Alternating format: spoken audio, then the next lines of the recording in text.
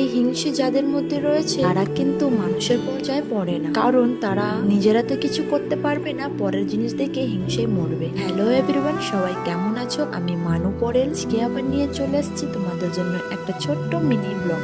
অনেক দিন থেকে আমি মিনি ব্লগ ছাড়তে পারিনি। 100 ডে চ্যালেঞ্জ নিয়েছিলাম, যেটা আমি কমপ্লিট করতে পারিনি, কারণ কিছু ইস্যু হয়ে গেছিল। ইস্যু বলতে আমার শরীরটা একটু খারাপ ছিল, তাই আমি দিতে পারিনি। যেমন তোমাদের প্রথমেই ভিডিওতে বলে দিচ্ছি হিংসের কথাটা, কারণ আমার জীবনে এমন অনেক পার্সেন্ট রয়েছে যারা কিন্তু আমাকে দেখে ভীষণ হিংসে করে। আর জানো তো, মজার বিষয় হচ্ছে আমার কিন্তু তাদেরকে দেখে একদমই হিংসে হয় না, কারণ তাদের মধ্যে এরকম কিছুই নেই যেতে আমি দেখে হিংসে করব।